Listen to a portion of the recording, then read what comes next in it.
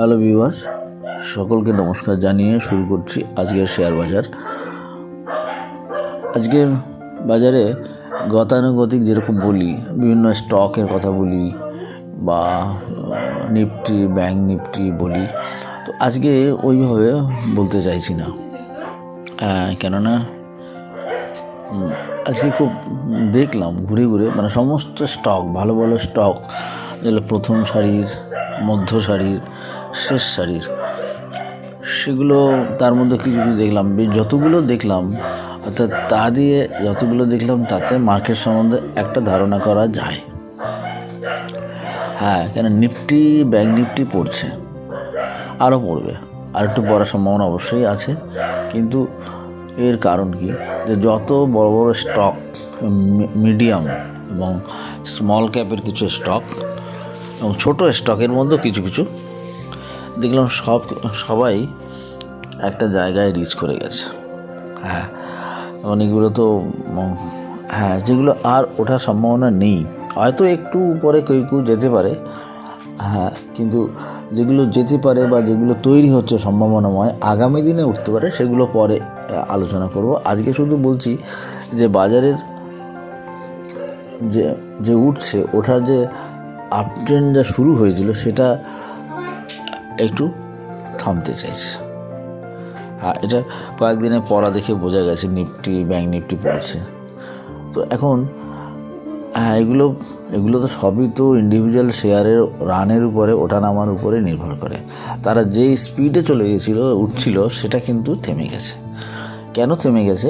যে তাদের যে মোটামুটি যেখানে একটা অপটিমাম লেভেল তৈরি হয়, এগুলো অপটিমাম লেভেলগুলো টার্গেট তৈরি হয়, টার্গেটের সবাই প্রায় শেষের দিকেই চলে গেছে। কেউ কেউ হয়তো পড়া শুরু হয়ে গেছে, কোনো স্টক পড়া শুরু হয়ে গেছে, কোনোটা হয়তো একটু পড়ার জন্য শুরু হয়েছে, এরকম, কোনোটা অনেকখানি পড়ে গেছে, এরকম ব্যাপার। তো আগামী, এই জন্য এখন বাজারে খুব বেশি নতুন করে স্টক কেনার কথা আমি এর আগে ভিডিওতে বলেছি, যে নতুন কোনো স্টক খুঁজে পাইনি বা কেনার মতো অবস্থায় নেই।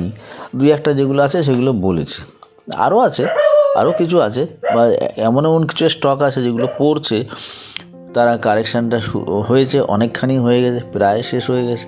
সেই সমস্ত স্টক খুঁজে এরপরে বলবো। কিন্তু আজকে মানে সবাইকে একটু মনে করিয়ে দেওয়ার ব্যাপার, যে যারা স্টক মার্কেটে আছে তাদের কোথায় থামতে হবে। তাদের যে সমস্ত স্টকগুলো আছে সেগুলোর মধ্যে হয়তো অনেকে এরকম স্টক হতে পারে যেগুলো আর উঠতে পারবে না, সেটা বুঝে ট্রেড করতে হবে। যেন যে হাতে থাকলে, সেটা বুঝতে পারলে যে আর উঠতে পারবে না, তাহলে তার থেকে একটু আমার মনে হয় বেরিয়ে যাওয়া উচিত। এখন কার হাতে কী আছে জানি না, জানলে পরে সেগুলো বলে দেওয়া যায়।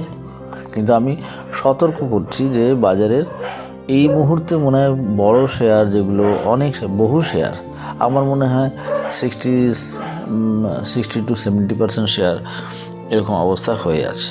তারা কিন্তু পড়ার জন্য তৈরি হয়ে আছে।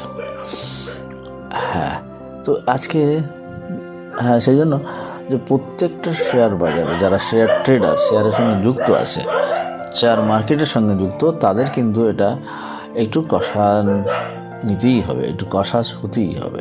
কেন সবাই স্যাচুরেটিভ পর্যায়ে চলে গেছে স্টেটে, যে সেজন্য এখান থেকে যখন পড়বে, বেশ টাইম নিয়ে কেউ অনেকখানি পড়বে।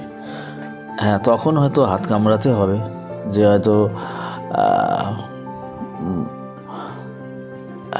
যে বিক্রি করতে পারলাম না, আফসোস করতে হবে, যে হয়তো প্রফিটটা নিতে পারলাম না, আর অনেকখানি পড়ে গেল। তো সেই জন্য যে আমার যারা ভিউয়ার্স, যারা আমার চ্যানেল দেখে তাদেরকে, এবং প্রত্যেককে যারা দেখে না তাদেরকেও বলি, যদিও না দেখলে তারা জানতে পারবে না, যে এইভাবে যে বাজারের এখন ওঠার জায়গাটা এত সীমিত হয়ে আসছে। কিছু কিছু স্টক নতুন করে বাড়ছে, যেরকম টাটা পাওয়ার প্রায় শেষে, আর ওঠার সম্ভাবনা আপাতত মনে হয় নেই, একটু কারেকশানের দিকে টার্নিং নিচ্ছে। টাটা মোটর উঠতে পারে, এটা ওঠার সম্ভাবনা আছে। এরকম আছে কিছু শেয়ার তারা উঠবে, এখনও কিছুটা ওঠার সম্ভাবনা আছে। হ্যাঁ, এখন কোনটা আছে কোনটা না আছে সেই ব্যাপারে তো আজকে বলছি না। যদি কোনো কমেন্ট পাই, যদি কেউ বলে আমার কাছে স্টক তার সম্বন্ধে একটু বলে দিতে, আমি বলে দেবো। যদি কেউ লেখে যে কোনো শেয়ার, ইন্ডিভিজুয়াল শেয়ার তার কাছে আছে, সেটা কী অবস্থা আছে সেটা তার সম্বন্ধে যদি কোনো রিমার্ক বা কোনো কিছু জানতে চায় তাহলে আমি বলে দেবো। আজকে ওভারঅল ব্যাপারটাই বললাম যে শেয়ার বাজারে এখন একটু কারেকশান হওয়ার সম্ভাবনা তৈরি হয়েছে এবং হচ্ছেও কিছু, যাতে এই সময় কেউ ফেঁসে না যায়, এই সময় কিনতে যে ফেঁসে না যায়। এই জন্যই আরও বলা যে ফেঁসে গেলে আবার একটু অনেকটা সময় নষ্ট হবে, অনেকটা লস করতে হবে। যে লাভটা দেখা গেছে সেই লাভটা ঘরে তোলা যাবে না। যেরকম আমি একটু বলি, আইআরএফসি বলেছিলাম 100টা স্টক যে 175 টাকা হয়তো ম্যাক্সিমাম যেতে পারে, সেখানে যে এখান থেকে অনেকখানি পড়লো, তো 150 টাকা বা তার নিচেও একটু চলে এসেছে, তাহলে অনেকখানি পড়লো। তো 175 টাকা যারা গেছিলো বিক্রি করেনি, তারা ভাবলো যে আরও উপরে যাবে, কিন্তু যায়নি। এখান থেকে সোজা নিচের দিকে একদম খুব দ্রুত নিচে চলে এসছে। এখান থেকে উঠতে আরেকটা সময় লাগবে। তো এই যে একটা বিরাট ধাক্কা হলো, নিচের দিকে এলো, তো উপরে বেচে দিলে অবশ্যই তারা লাভ করতে পারতো কিছুটা। এরকম আরও অনেক শেয়ার আছে, আমি সব তো দেখে বলা সম্ভব না। আমি দেখেছি সবই, আর সব মনে রাখাও সম্ভব না, ধরে বলতে গেলে অনেক সময় লাগবে। এটা দুই একটা বলছি। যেরকম ভেল 250 টাকার মতন গেল সম্ভবত, না এরকম। এখন সেখান থেকে আমার কাছে ছিল, আমি কিনে 232-33 বেচে দিয়েছি। এখন সেটা আজকে দেখলাম 213 টাকা। তা আমার লাভ হলো। আমি 38-39 টাকা গেছিলো মনে হয়, আমার সেটা বেচা হয়নি, কিন্তু আমি 232 টাকা বেচে দিয়েও আমি লাভ হবে। এখন লাভ হয়েছে কেন? আমি 213 টাকা 14 টাকা আজকে মনে হয় এসেছিলো, আমি আবার কেনার জন্য তৈরি হতে পারি। তো এরকম যে স্টক কিন্তু যে জায়গায় পৌঁছে গেছে, যে সমস্ত স্টকগুলো, সেই স্টকগুলো এখন আস্তে আস্তে নিচের দিকে আসবে। তো যাদের হাতে আছে, যদি মনে হয় যে এটা বেচা উচিত, আমার মনে হয় অন্তত 40% বেচে দেওয়া উচিত। তো আজকে এটুকুই বলি, কেন এছাড়া তো আর বলার পার্টিকুলার কোনো স্টক বলছি না, ওভারঅল একটা ধারণা দেওয়ার জন্য যে বাজারের অবস্থাটা কী হচ্ছে সেইটা বলার জন্যই এটুকু বলা আজকে। এরপরে ব্যাংক নিফটি সম্বন্ধে বলছি। ব্যাংক নিফটি আজকে পড়েছে বেশ লম্বা একটা ব্ল্যাক বডি হয়েছে। তো এটা আজকে লো করেছে, একদম লো করেছে কত,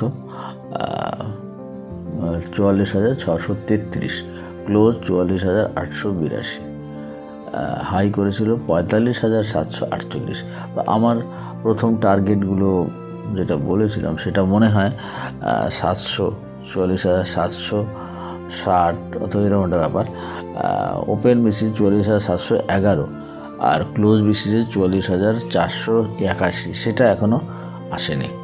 তো এই পর্যন্ত অবশ্যই আসবে, এটা আসবেই, কেন একটা বড় ব্ল্যাক বডি হয়েছে এবং এখানে এই জায়গায় এই জায়গাটা আমি ক্লোজ বেসিসে বলছি।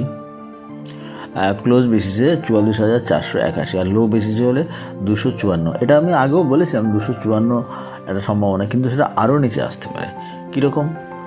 অনেকখানি নিচে এটা আসতে পারে 44,181 ওপেন বেসিসে 181 আসতে পারে, সেখান থেকে আসতে পারে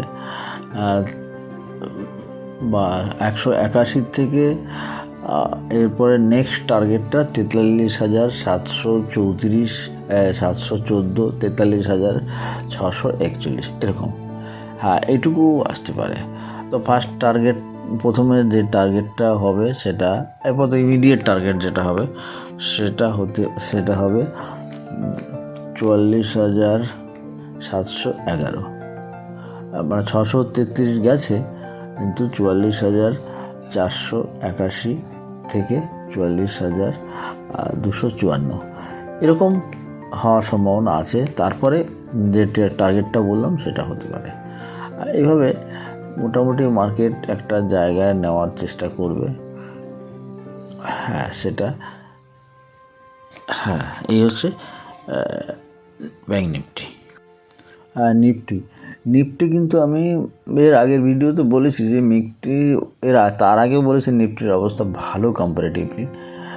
তারপরে শেষের ভিডিওতে মনে হয় কোথাও একটা ভিডিও বলেছি যে মার্কেট যেভাবে ও চার্ট ফরমেশন হয়েছে তাতে বোঝা যাচ্ছে যে ও আর উঠতে পারছে না। মানে যেরকম হয় কীরকম এই বাজারেও এরকম হয়, যেরকম কেউ খুব চলতে পারছে না, তাকে যদি হাঁটতে বলা হয় সে কী করবে, হাঁটতে হাঁটতে হয়তো পড়ে গেল, তারপরে সে বুকের উপর ভর দিয়ে চলে না, হামাগুড়ি দিয়ে।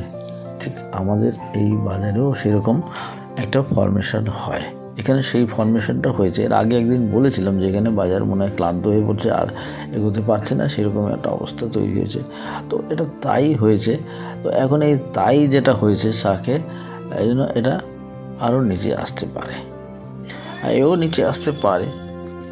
কোথায় যেতে পারে? আসতে পারে 21,255। তো এই মোটামুটি আসার সম্ভাবনা এখনও আছে। তারপরে আরও নিচে আসতে পারে না তা না, আসতে পারে এবং হয়তো আসবেও। তো সেটা পরে বলছি, আজকে এইটুকুই। নিফটি এরকমই আপাতত বলছি।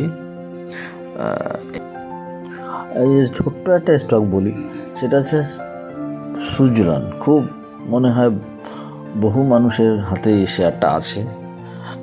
সেটা খুব ছোট, অনেক নিচে ছিল, সেটা আস্তে আস্তে বাড়তে 6 টাকা 30 পয়সা আমি দেখতে পাচ্ছি। তার নিচেও হয়তো গেছিলো। এখান থেকে বাড়তে 50 টাকা চলে এসছে, কিন্তু 50 টাকা যাওয়ার পরে কিন্তু আর উঠতে পারছে না, সে কিন্তু পড়াটা শুরু হয়েছে এবং এখান থেকে পড়বে। তো একটা ছোট স্টক বললাম, ছোট স্টক যেটা উঠতে তাও পড়ছে।